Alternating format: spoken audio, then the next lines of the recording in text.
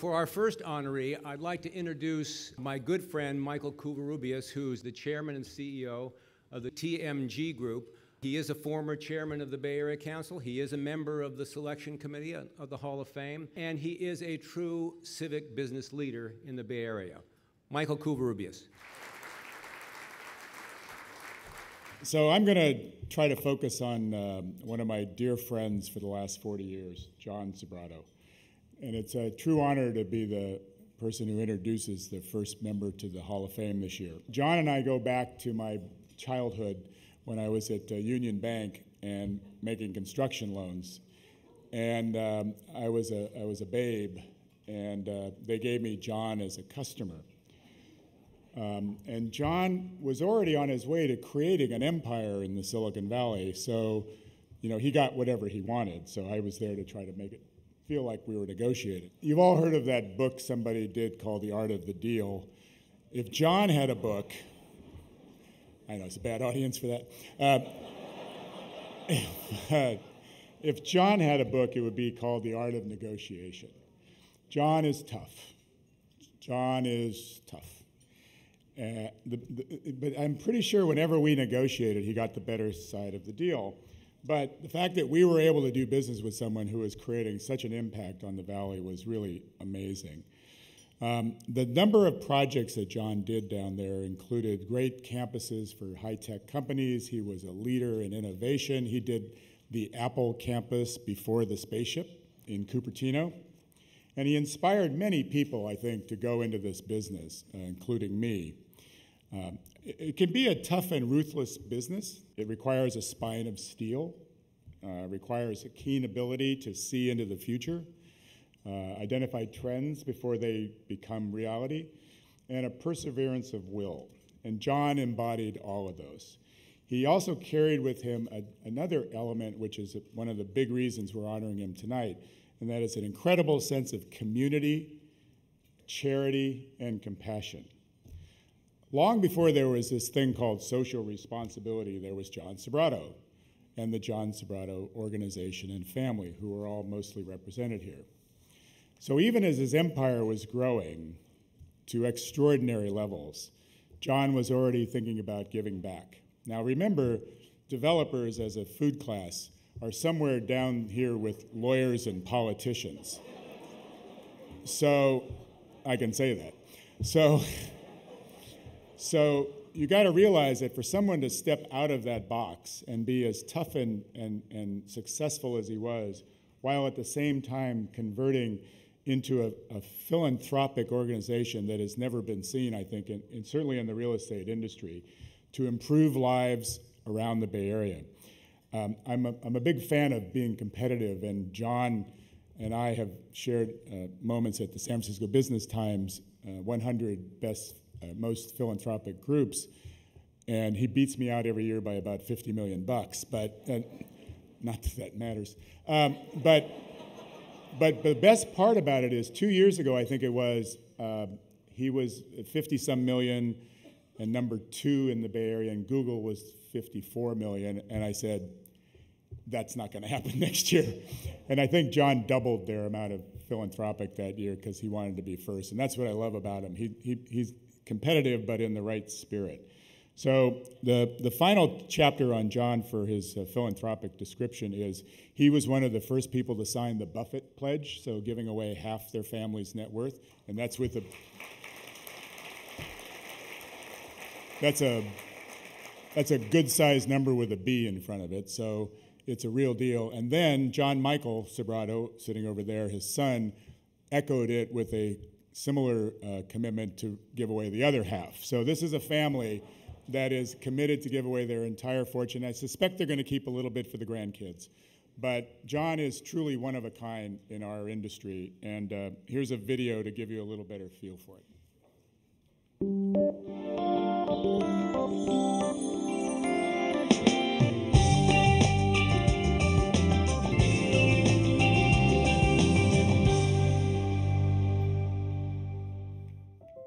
Location, location, location.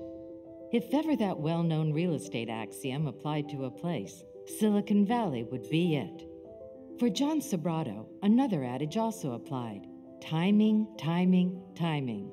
It was the 1950s, and the son of Italian immigrants was growing up not far from the sprawling orchards that would one day become home to many of the world's leading technology and innovation companies. Few people had a bigger hand than John Sobrato in shaping the physical landscape of Silicon Valley. I had more than my share of good luck by being in Silicon Valley, in the right place at the right time. Actually, we started developing in Silicon Valley long before it was known as Silicon Valley. Sobrato was still in high school when his mother, Anne, sold her family's restaurant in San Francisco following the death of her husband. Anne used the money to buy a few lots on the peninsula, and in 1955 developed her first commercial building. Motivated by his mother's early success, John began selling homes part-time while still a student at Santa Clara University.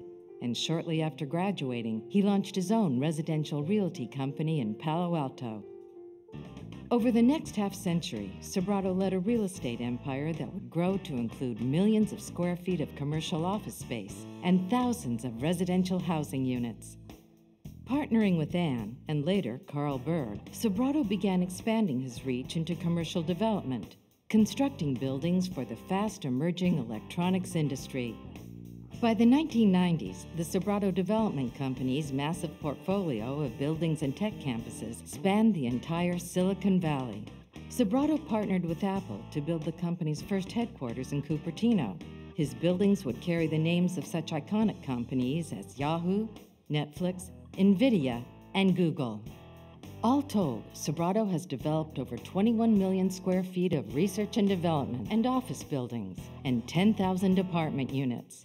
Today, Sobrato's holdings include more than 28 million square feet of office and multifamily buildings across the entire West Coast.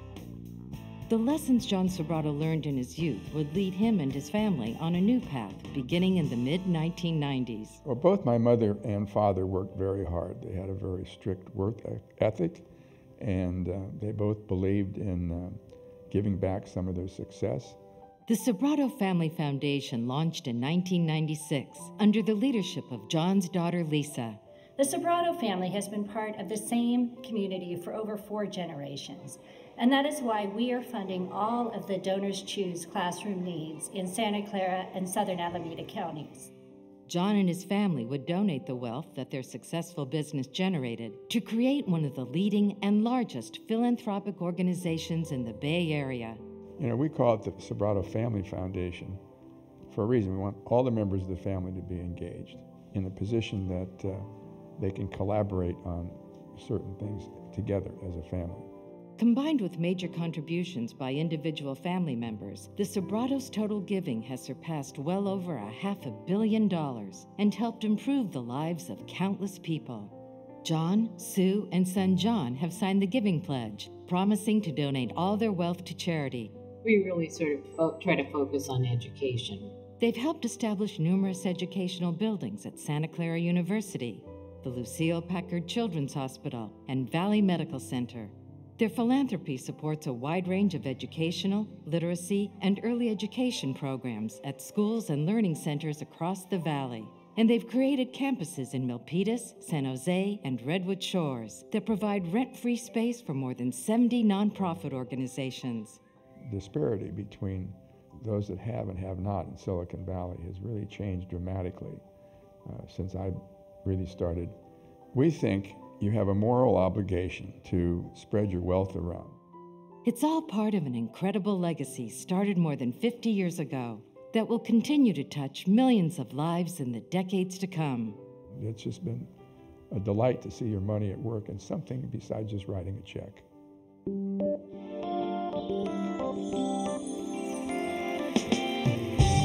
Please welcome my friend and hero, John Sobrato.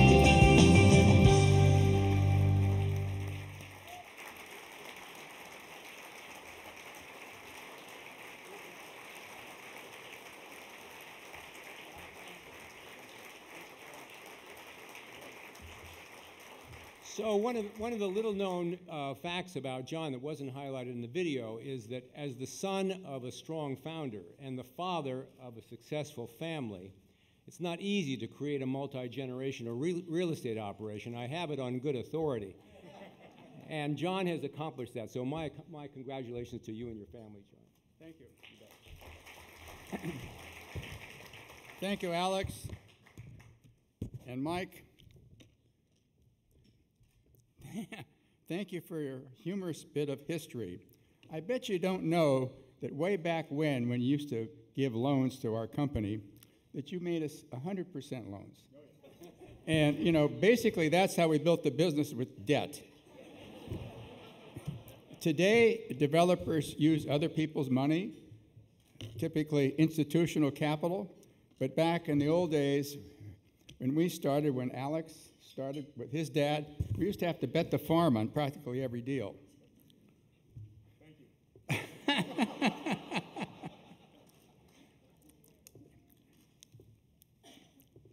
As you can see in the video, our real estate development business and our philanthropy are family affairs. I would like to just take a moment to recognize the family members here tonight that have contributed to the success of our business and philanthropic work. Let's start with Sue, my wife for 60 years and a partner in every respect. Sue, can you stand up, please?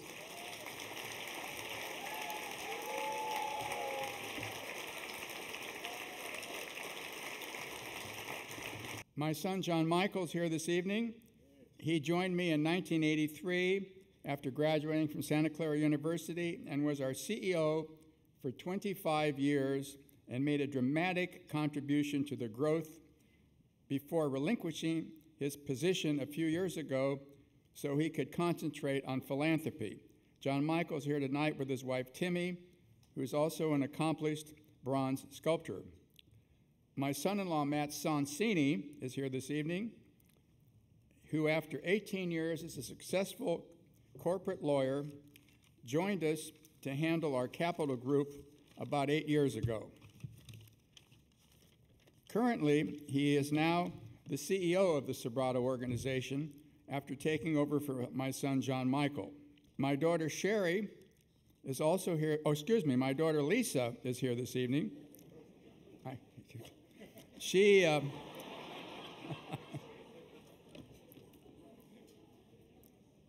My daughter Lisa was practicing law for 5 years, and she founded our foundation 23 years ago and still serves as its president. My daughter Sherry has co-authored a journal for children to use who have life-threatening medical issues. Over 35,000 copies in 6 languages have been published and distributed to 700 children's hospitals across the world. Her husband Eric is also here this evening, who heads the Impact Investment Group at the Sobrato family. Also at our table is Rob Hollister, who joined us 6 years ago and is acting president of the Sobrato Real Estate Group, and he's done a terrific job. So can we just take a moment for my family and Rob to stand up over here in this corner, be recognized?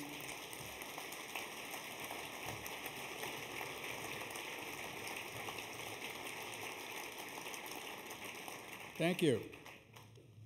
Recently, the board of directors of our Sobrato Family Foundation, it was about time to expand our horizons and look at meaningful philanthropic investments outside of Silicon Valley.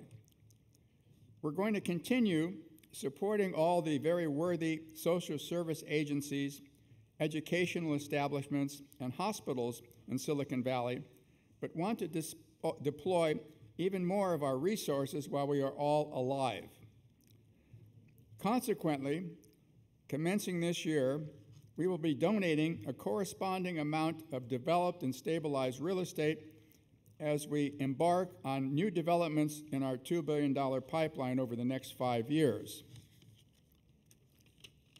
This will allow our foundation to significantly increase our grant making locally, as well as making so-called big bets internationally.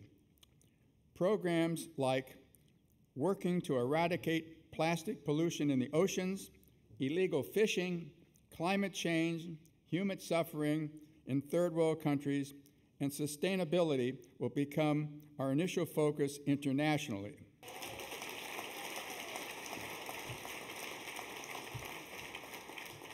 It's interesting because today we have more employees in our foundation and on our SEAL staff than our real estate development and management group.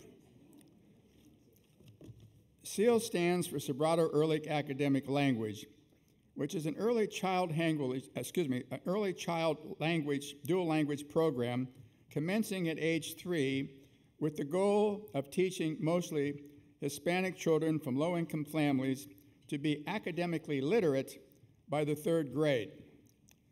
We first piloted our SEAL program 10 years ago in 2 schools in Redwood City and 3 in San Jose, with a total of 1,500 children. Last year, the California Teachers Association presented us with the so-called Golden Bell Award, and today, as a consequence, we have SEAL programs throughout the state in over 50-some schools with over 100,000 students.